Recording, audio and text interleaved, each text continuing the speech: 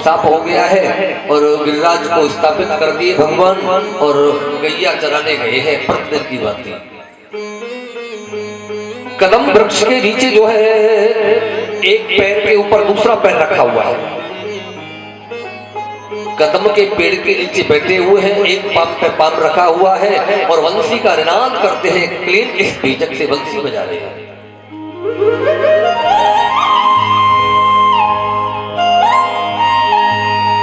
इंद्र ने भगवान की झांकी को देखा है, मोहित हो गया, चरणों में बार बार प्रणाम करता है और 10 श्लोकों में भगवान की वंदना इंद्र ने करी। इंद्र ने भगवान की स्तुति कितने मंत्रों में करी? 10 श्लोकों में।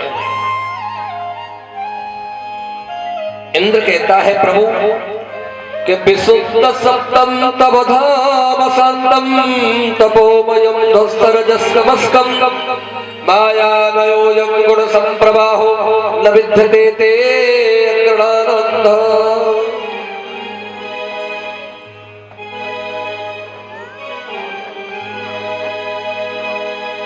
विशुद्ध सप्तम, हे प्रभु। आचार्य सुखदेव जी कहते हैं, हे परीक्षित, इंद्र ने अपनी गलती को माना, गोविंद के चरणों में प्रणाम करता है, कहता है प्रभु आप जो है विशुद्ध गुण से परिपूर्ण हैं। आप जो है तब धाम शांतम, तमो गुण को नष्ट करने वाले हैं, तमोगुण और रजोगुण को नष्ट करने वाले हैं। आप जो है माया मयोयम गुण संप्रवाहो, आप माया से कैसा भी रूप धारण कर लेते हैं प्रभु, ये तो आपकी महानता है।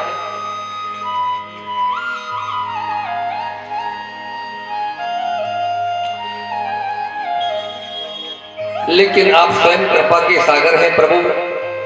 मैंने ऐसा संतों से अनुभव किया है, ऐसा दयालु कौन हो सकता है?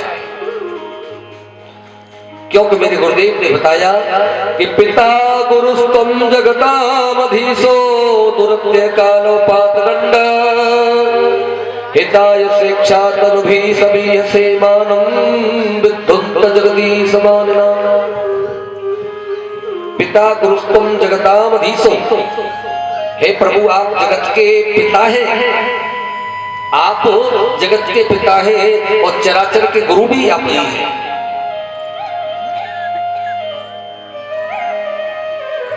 सबके पिता आप है प्रभु, जगत के गुरु केवल आप है। श्री अर्जुन ने भी गीता में कहा है तुम ही जगत के पिता हो, चराचर के गुरु हो, चराचर के स्वामी, सर्वस्व केवल गोविंद है।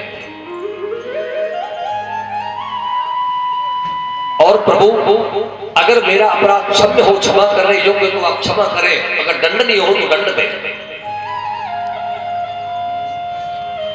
क्योंकि आप तो कृपा के सागर हैं। मैंने इन भोले भाले ब्रजवासियों को बहाने का नष्ट करने का षड्यंत्र रचा। ऐसी गलती की लेकिन मुझे नहीं करनी चाहिए प्रभु, ये मेरा अपराध है, आप क्षमा करें या दंड दें। आप जैसा दयालु कौन हो सकता है कि ऐसो को उदार जगमाई विन सेवा जो द्रवहि दीन पर राम सरिस बहुना। ऐसा दयालु कौन हो सकता है प्रभु आप जैसा? क्योंकि हमारे रामकृष्ण तो बड़े दया के सागर हैं। व्यक्ति के गुणों को नहीं देखते हैं, व्यक्ति के अवगुणों को नहीं देखते हैं, बैंक बैलेंस, स्वरूप, पद प्रतिष्ठा भगवान नहीं देखते हैं। वो तो भाव देखते हैं, इसका भाव कैसा है। परमात्मा तो केवल भाव देखता है, इसका भाव कैसा है।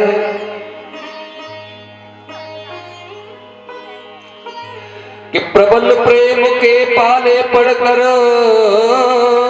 प्रभु का मान बदलते देखा। अपना मान भले ही टल जाए पर भक्त का मान न टलते देखा। अपना मान जो है चला जाए लेकिन भक्त का मान नहीं जाने देते मेरे गोपाल। कि भाव का भूखा हूं मैं, भाव ही एक सार है। भाव से जो भजता है मुझे भव से बेड़ा पार है। कि भाव बिन जो भी पुकारे मुझे में कभी आता नहीं। और भाव की एक टेर ही करती मुझे लाचार है। भाव बिन सर्वस्व दे डाले मैं कभी लेता नहीं, और भाव का एक फूल ही मुझे स्वीकार है। अगर भाव से कोई फूल चढ़ा दे मैं उसे स्वीकार करता हूं। कि भाव जिन जिन के नहीं उनकी मुझे चिंता नहीं, और भाव वालों का हमेशा रहता मुझ पे भार है। बांध लेते हैं भक्त मुझे प्रेम की जंजीर से, इसलिए इस भूमि पे होता मेरा अवतार है। आज इंद्र ने अनेक श्लोकों में वंदना करता है, प्रभु मेरे अपराध को क्षमा कर। और प्रभु मेरे गुरुदेव से सुना है कि अहो बकीयम यम स्तनकालकूटम जिज्ञासयाय यदा प्रसादभी लेभे गतिं धातुष्टामकं दयालु शरणं व्रजेम। देखो पूतना भगवान को जहर पिलाने आई पूतना, लेकिन भगवान ने पूतना के जहर की ओर नहीं देखा। और सबसे आश्चर्य की बात तो यह है परीक्षित, उसको मां की गति प्रदान कर दी प्रभु ने। जो गति मैया यशोदा को देने वाले हैं भगवान देंगे बाद में, वो आज पूतना को दे दी। क्योंकि मरना भी मुक्ति है भगवान के हाथ से, और बचाना दोनों ही मुक्ति है।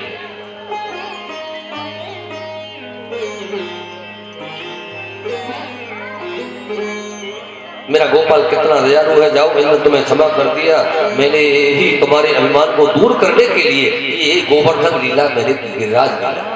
क्योंकि तुम्हारे मन में अभिमान हो गया था, और जीव के जब अभिमान हो जाता है तो मैं उस अभिमान रूपी अंकुर को नष्ट करने के लिए मैंने ऐसी लीला की। प्रभु प्रेमीजनों,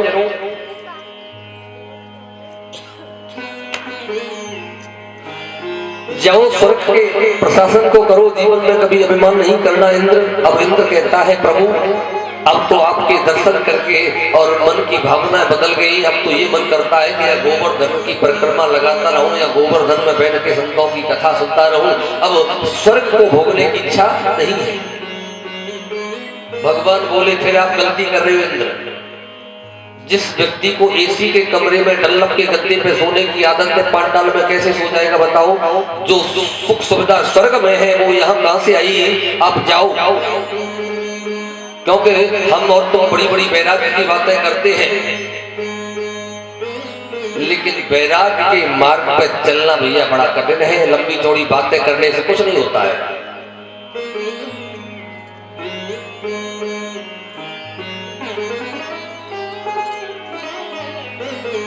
भगवान कहते हैं भक्तों को कोई कष्ट दे मुझे बर्दाश्त नहीं है, क्योंकि मैं भक्तन को और भक्त मेरे मुकुट बड़ी, मैं भक्तों का जो है दास हूं। हम भक्तन के भक्त हमारे सुने अर्जुन, प्रतिज्ञा मेरी है व्रत तरहि न टारे। हे अर्जुन, अपने भक्त की बात में नहीं टाल सकता। इंद्र भगवान को प्रणाम करके भगवान की परिक्रमा लगा के जो है, और आकाश जो सुरभि गाय है, सुरभि गाय ने भगवान का अपने दूध से अभिषेक किया। और जो हाथी है ऐरावत, उसने अपनी सूंड में जो आकाश गंगा का जल है भगवान का अभिषेक किया। और इंद्र ने भगवान का नाम रख दिया गोविंद। बोलिए गोविंद भगवान की। गोविंद कहते हैं जो हमारे वेद शास्त्रों की सनातन हिंदू धर्म की रक्षा करता है, गौ की रक्षा करता है, उसे गोविंद कहते हैं।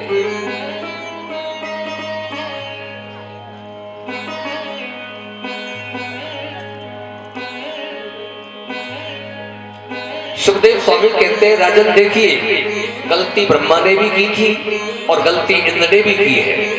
अब इंद्र का पद बढ़ा या ब्रह्मा का? सीएम बड़ा होता है या पीएम? कौन बड़ा होता है बताओ? सीएम। मुख्यमंत्री बड़ा है कि प्रधानमंत्री? ये बताओ। मतलब पुलिस वाला बड़ा है कि इंस्पेक्टर बड़ा है? तो ऐसे ही इंद्र देवताओं का मतलब सांसद है, वो सीए है, और वो ब्रह्मा जी वो पीए है, मतलब जो है। तो ब्रह्मा का स्तर बड़ा हुआ, लेकिन ब्रह्मा ने गलती क्या की? ग्वाल वालों को बछड़ा को चुरा के ब्रह्मलोक में ले गए। 40 श्लोकों में भगवान की स्तुति की, लेकिन भगवान ने ब्रह्मा जी को माफ नहीं किया। और इंद्र ने पूरे व्रज को बहाने का नाटक किया, लेकिन 10 श्लोकों में पाप पकड़ ले भगवान ने जा तुझे माफ कर दिया। ऐसा क्यों? भाई इंद्र से बड़ा पद है ब्रह्मा का, फिर भी नहीं भगवान ने माफ किया। बोले गलती में अंतर है। इंद्र की गलती यह है कि उन्होंने पूरे ब्रह्मंडल को नष्ट करने का षड्यंत्र किया, और जो आसपास के जो कॉलोनियों में जो रहने वाले जितने भक्त हैं 7 दिन तक वो भगवान की आंखों के सामने रहे। भक्त जो दूर दूर रहने वाले भक्त भी भगवान की आंखों के सामने रहे। और ब्रह्मा की गलती जो है वो ब्रह्मा ने भगवान के ग्वाल बाल बछड़ा जो भगवान के भक्त हैं 1 साल तक भगवान से अलग रखा। भगवान कहते हैं उसने मेरे भक्तों को ही हरण कर लिया, तो अगर कोई मेरे भक्त को कष्ट दे तो मैं उसे माफ नहीं करता।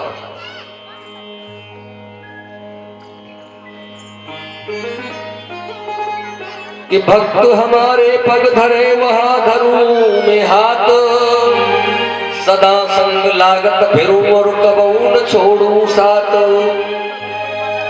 एक बार कोई कह दे मैं भगवान तेरा हूं तो ऐसे भक्त के पीछे पीछे मैं डोलता हूं, लेकिन कोई रियलिटी में आए तो मेरी शरण में ढक्कन मत लगाओ।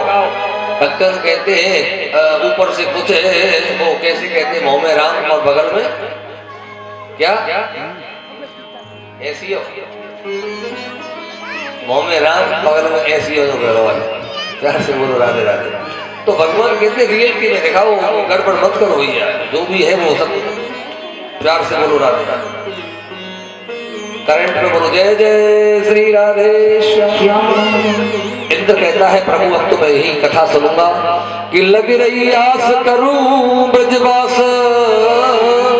और तलहटी गोवर्धन की। हे प्रभु, क्योंकि भक्ति में बड़ी सामर्थ्य है प्यारे देवराज इंद्र ने। और देखिए भगवान कहते हैं इंद्र जाओ प्रशासन करो, ब्रज के प्रति तुम्हारी निष्ठा बनी रहेगी,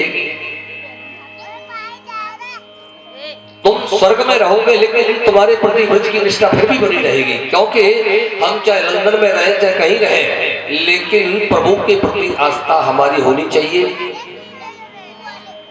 कथा में बैठे हैं हम और कथा में बैठने पर हमें घर याद आता है तो समझो कथा में बेकार बैठे समय की बर्बादी, वेस्टिंग मतलब जो एनर्जी और समय की बर्बादी कर रहे हैं। और घर बैठकर भी अगर कथा का आप आनंद के साथ में साधन करते हैं तो जो फल कथा पंडाल में बैठकर मिलेगा वही घर बैठकर भी मिल सकता है, लेकिन भाव सही होना चाहिए, एकाग्र होना चाहिए। और एक बात और है, शास्त्रीय बात है, देखिए पास में रहकर भी यदि मानसिक चिंतन हम दूर का करते हैं शरीर से, और पास रहकर भी उतना लाभ नहीं मिल पाता है जो कि दूर रहकर मिल जाता है।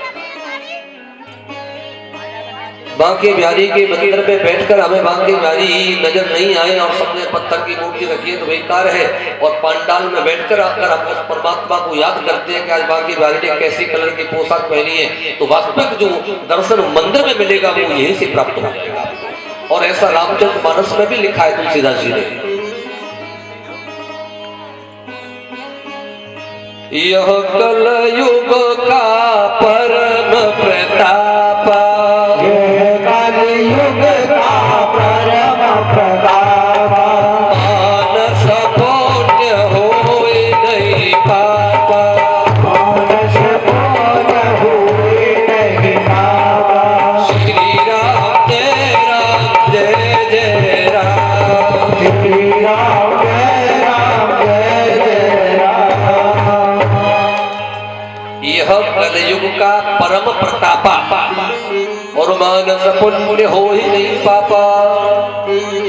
कलयुग का ऐसा प्रभाव है कि कलयुग में कोई पाप अगर हम करेंगे तो पाप फल करीबी पे मिलेगा। पाप फल तो पाप करीबी पे ही मिलेगा और पुण्य को फल सोच भी मिल जाता है। आज सोच लो, आज मैं कथा सुनिया में और कोई इमरजेंसी फोन आ गया, गेट पे से ही वापस हो गई, तो समझो कथा का फल आपको प्राप्त हो गया। ऐसा ही कलयुग का प्रभाव है, पुण्य का फल सोचने से मिलता है और पाप का फल करने पे ही मिलता है। और आपने देखा है पहले लोग क्या करते, पेड़ पे लटक जाते, तपस्या करते करते जिंदगी निकल गई, मर गई, और लेकिन भगवान को ना मिले। ऐसे बहुत से प्रमाण है। सतयुग में सत से पार हो, और त्रेता में तपो हितकारी था, कि द्वापर में दान दया करके, और भव से तरते नर नारी, कि माना कलयुग बड़ा बुरा है, कि माना कलयुग बड़ा बुरा है, और फिर भी चैतन्य हितकारी।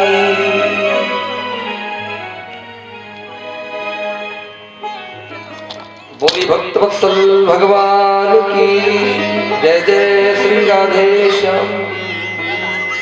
आइए 2 मिनट थोड़ा मन वाणी को पवित्र करेंगे, इसके बाद